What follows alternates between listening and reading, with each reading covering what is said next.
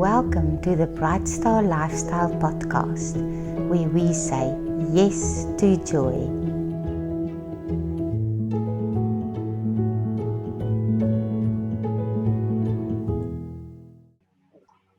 Good day, Bright Stars. Today we have a very special guest. Her name is Dr Thandi Makoko from Sierbekom in Gauteng.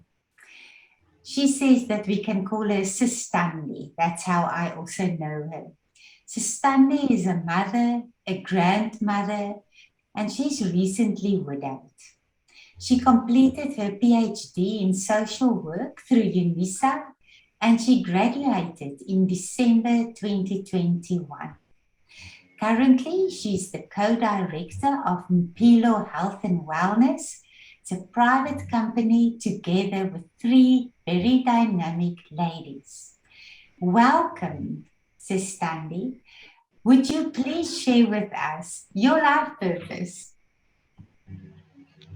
Good morning, Amanda. It's nice to be talking to you and your viewers.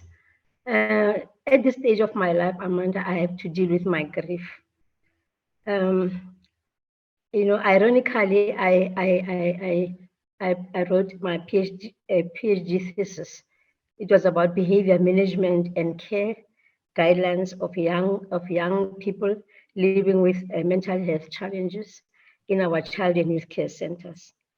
And little did I know that I will be thrown into this space. I came to realize that my mental ill health or mental health challenges are behavioral or emotional disorders, or is an emotional disorder, which varies in impact from mild, and it is moderate, and it is also severe. It also has the ability, Amanda, to interfere with your life activities. Like in my case, it results from stressful situations. Passing of my husband was very traumatic for me and stressful. It is a condition that changes, also a person's thinking, feelings, and a person's behavior. And sometimes all three. You're feeling, you don't think properly, and it is also affecting your behavior. Things that you normally do, your sleeping patterns. You're feeling sad, you're feeling low sometimes, and also you think too much about what is this? Is it real? And you're grappling with with those feelings. And at this stage, I have to manage my thoughts, as difficult as it may be, as I think it a lot, not to hide my feelings. That's something that I've learned to do, to visit the thoughts that I don't want to visit, because thoughts are made out of our memories. Some are good and some are bad. They are located in the brain because we think, we feel, and we choose. And sometimes, in this situation where I am, it is something that I'm not sure whether I can make the right choices if I'm not aware of how I feel about any other thing, on my activities, on my family relationships. So I always have to think, and try to manage what thoughts, what am I feeling. And then you ask me about my life purpose as well, and this is for now I'm focused on offering others, a sense of direction and create meaning for others through my loss. Because I also realized that sometimes you even bargain with God to say, God, can I have him back? I want him back. And with all his imperfections, as I'm not perfect either, but you find yourself, thinking like that, and it is okay, just to talk to your creator, to your maker, because he understands us better, because he gave us this life. So sometimes when I'm feeling like that, I just communicate with him, that I said, God, this is how I feel. If I could just have, because now the loneliness becomes too heavy. And so I also wanted to take charge of my health and well-being through mind management, as Dr. Caroline Leaf will call it, because I refuse to let the law stop me from living. So the topic I'm passionate about is mind management. If I can just zoom into it, how it is assisting me right now, so that I'm imparting this to other people that can also, they're going through the same process like myself. With my loss, I've learned to apply this word, stop nonsense. It is such a township language, those precast walls that separate our yards, and I don't know how it came to have this name, stop nonsense. But when I was thinking about this whole thing, I just thought my brain is like that. It is, this township lingo is also simply saying that it stops the dirt, the rubble coming into the yard. It literally means stop nonsense. So it means my mind should have the ability to allow sense to go through or prevail and stop nonsense from passing through. And sometimes it is like I'm talking about it, it seems easy, but in reality, I'm learning to teach my mind to identify non-toxic thoughts, Amanda, and deal with toxic thoughts decisively, because some thoughts keep us captive. They imprison us when they are not managed properly. They accumulate and explode in a volcanic and uncontrollable way. And I've managed to write down these things because I feel it is important that I say them like that. So if you see me going back, I'm just reminding myself so that I don't go astray. And the 30 minutes is too short for what I'll be sharing with the viewers. The result is whatever we experience in our mind affect our bodies. Whatever we think about grows the most because we are giving it energy. If you think like I want, you feel like I was even afraid at some stage. I was even afraid to go. Just I would peep through the door. I'll go as far as the door and not go past the door and peep through that door. So it is that thing that I'm giving it so much energy that you, Tandy, peep through the door. You can't go any further than that. I don't know when last at that moment for the first 3 months, when last was I able to go outside my yard and just look at the yard and also go outside of the yard. I don't remember doing that. I was even afraid to drive to go to the mall. So those are the things that I was giving them energy. I was fueling them and they were consuming me. And so and then we need to learn to know the warning signs and symptoms of when we are trapped. We escape our feelings by retreating into the controllable realm of our head. That is, I was also able to escape and just feeling comfortable inside the house and nothing else, nothing else. So it is an escape route, and it is like thinking ourselves into rationality. We think we are in control, but yet we are not. We move to a place of comfort or safety. It is a place where we avoid thinking about real issues. And even when the cell phone was also another, if somebody calls, then I will just switch off. And then my colleagues will say, can you just come and visit us for an hour at the office and then go back? I just felt like, they didn't understand what I feel. And I said, yeah, they don't understand. So I was feeling comfortable. I said, I'm okay in this space. And I was like, now really, like saying it forcefully, I'm okay. I don't want to come, I don't want to go to the office. I'm okay here. And it is a place where I was avoiding to deal with real issues. I was alone now. I didn't want to deal with people. And I was also, my mind, I felt safe, not in reality. My mind is felt safe, but in reality, it is the beginning, or of depression. You are slipping away into isolation if you are not going to be able to go past your door, to you go into your yard, your garden, to go past your gate to see just what is happening out there, because it was like the season has changed. It was I don't know, it's all of a sudden everything was like a gray, so I didn't want to see this gray outside. It was very gray and not welcoming. But it's in May, May is also, it was May, so it was gray and made me uncomfortable. So I felt like I just needed to be in the house, and I was feeling comfortable.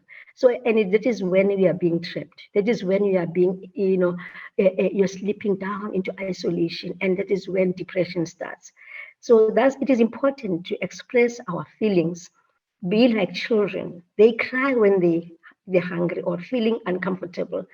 We need to identify the uncomfortable thoughts and feel them and as they come, because sometimes you wake up and you feel like just crying, and just like a child cry, don't hide anything. The children, little children, they sleep when they are tired, they giggle when they are happy. And so this, because this is what they are feeling inside, so they are communicating to us what they are feeling. Our children are teaching us to live in the moment, to feel and express what is arising inside us as we experience it. So I shouldn't shy away from saying, Amanda, today I'm feeling sad, and I did it with one of my colleagues. I just said, today I'm feeling sad. Today I feel I'm missing him. Today I feel like, and then if my mood changes, I'll just say, I woke up and there was this music that we used to enjoy so much, and I played it, and I was just dancing. And this is the feeling, because I was feeling this. There was the feeling, what expressing what I would be feeling. So we can then learn to capture, if we can do that, to when you start feeling something wanting to come out, don't suppress it. Rather allow it to come out, and learn to capture those thoughts before before the volcano erupts. Because if you don't capture those feelings, I will still be in isolation. It's 6 months now. I will still be in isolation, not wanting to go out of the door, not wanting to go out of the yard, not wanting to go to the mall and see other people. So this has actually taught me to do this mind management, you know, because you can feel, you can see when you are not, in sync with your emotions. And you also, allowing other people to talk to us. When it happens, when the death happens, people come, they flock to you, they everybody comes to pay condolences and everything. And you receive messages of support and everything. But Amanda, you know it is a moment, it is a season, it is a season that happens at that time, and people go away. Then it is your family that will go away, because they've got their lives too. And what I've also noticed is that then there comes this silence. It is so deafening. It is so, I could say it is so loud. Have you imagined silence that is so loud, that is in my mind? It is so loud, the silence, because all of a sudden it is quiet. And you now have to deal with your brain. You have to deal with your mind. You have to see what is it that you're putting into your thought systems. Is what are you going to do? Sometimes you don't even feel like taking care of yourself, and that's what I call that's the mind management. That's when I say I'm going to go.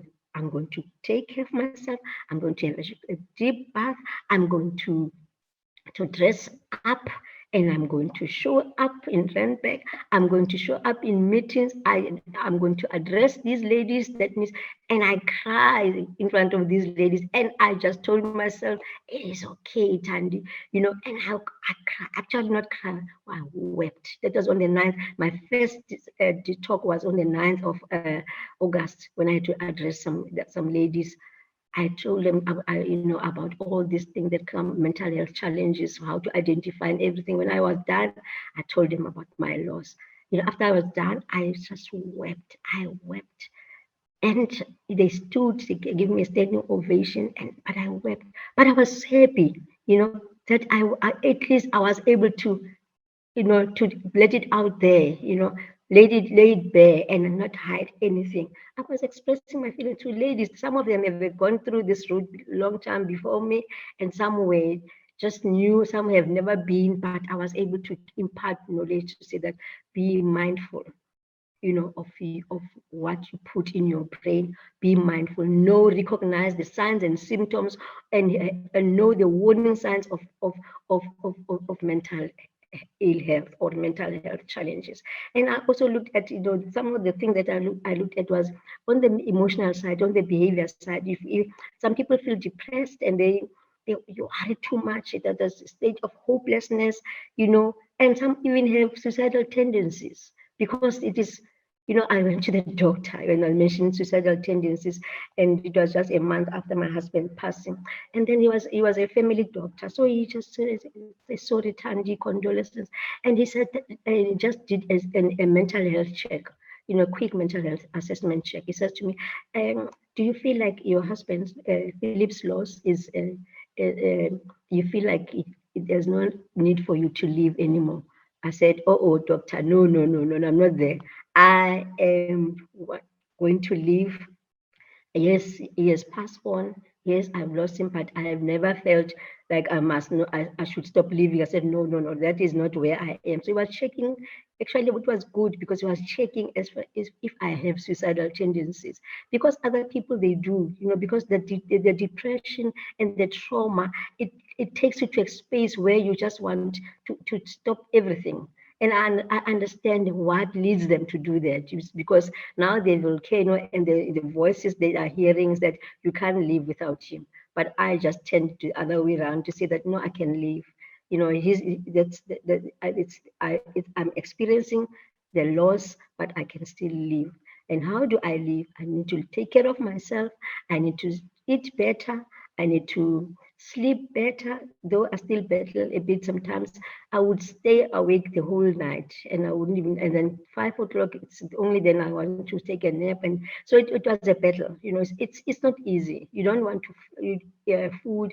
And my kids would phone a friend of mine and they would say to her, please check if she's eating, so they had built this support system around me. And I think also that helps to have a healthy support system, people who care, people who see that you can't be alone, and they will tell me about wanting to take you out, and I will refuse. That I will refuse. But it was because of state of readiness. I was not yet ready.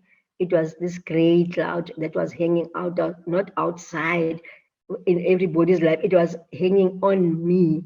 I saw this gray, and I wanted it to go away, and it didn't go away. So this is what I was sharing. I'm sharing with the viewers that, sometimes you become nervous, and the state of unease. You don't even know why. You are anxious. You don't know what. So if you feel like that, revisit the thought that came before the nervousness. Mind check what led to that was, but I didn't wake up like that. So what is it? And then you retrace, and then you remember that it is because I was thinking about him. It is because maybe I just passed and I saw his photo, and it was like for a minute, and then you find your heart is racing, and then so it is okay to feel like that. But be mindful that it doesn't take too long. And then on the physical side, because now if you're emotionally and drained, and you are anxious, mentally and everything, the physically your body reacts. You become very sick. That I went to the doctor because I just wanted him to check my blood pressure and everything. It was very high. He said the readings will be misleading anyway because you're going through this loss, but I want to see you in 3 months' time. So it is important to also do that, to go and check yourself out. Go to the clinic, go to the doctor, and let them do the examinations, check the BP, the sugar, and everything else to say that you are able to be in control of your life, and checking all the things that are happening in your life, taking things that are not really needed, like avoiding people, isolation. That is toxic. That is very toxic. So manage the toxic thoughts that want to keep you imprisoned, and because this is a loss, There are children. There are, like you introduced me and said, I got grandchildren. Sometimes I just play, and then they say all these funny things to me. They say that, I think I can feel, they call him Papa. Papa, I could feel Papa is still here in the house, and these little children, a 9-year-old or 7-year-old, they got their own stories just to make, and then they make you laugh. So it's sometimes, when your mind says isolate, say no. Just say no. And then your mind say, I can go visit, yes. And then don't say no. Their invitation, yes, I will come and show up, dress up and show up. And I also want to just to share this little thing. It says you cannot defeat darkness by running from it, nor can you conquer your inner demons by hiding them from the world. In order to defeat the darkness, you must bring it into the light. So this is Seth Adam Smith. I don't know what he was going through, but he has captured this feeling so well to me, that to bring everything to the fore, and not to people that will judge you, but to people who understand you, and your family is your support system. And with that, I think you can be able to manage your feelings, manage your thoughts, eat better, live better, and look forward to having a better life, and also acknowledging that you have going through loss, but you always cherish the moments that you have, because life is built out of memories that we had, and you can just cherish those moments and to carry your loved one, like I do, into my heart. It forever be in my heart, and yeah, that Yeah. is what I can tell you, Amanda. Sistandi, it was so special to listen to you and experience the pearls of wisdom. Some people we see around us that have lost loved ones, and then others of us that might encounter such a challenge in the near future. Mm, You really, really blessed us by sharing this with us. Sister, mm. I just want to ask one question. How long were you married? Because it must have been a few very special years. We married in 1982. Oh, That is wow. when we got married. Yes, and yeah. But that Thank is now on the let's say that way. But on the customer side, it was in 1977. Okay. Oh, that is so. Yes, It's always nice to hear that there were so many years of blessing and they, wonderful memories. Thandi, we want to thank you. I definitely would like to talk a little bit more on another podcast with you because your thesis and everything that you studied is so interesting, and there's so many wisdom that we would love to hear. If people want to talk to you at this stage about their grief and how they handle it, is it okay that they can contact you on your email address? that's okay, 100%. That is the reason why we are doing this podcast, to help others, go through is I the love grief your, like myself.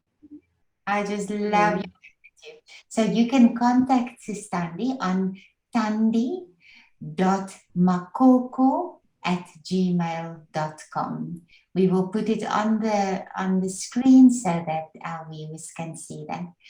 Thandi, thank you so much for a wonderful conversation, and thank you for blessing others and sharing with them a deep joy within your heart, even in these sad times. May it So thank become clear and softer for you. you. Thank you so much, Amanda, for having me. Thank you. Thank you. Looking forward to another conversation. Thank you for joining us today. You can visit us at www.brightstarlifestyle.co.za. Until we see you next time, keep on shining.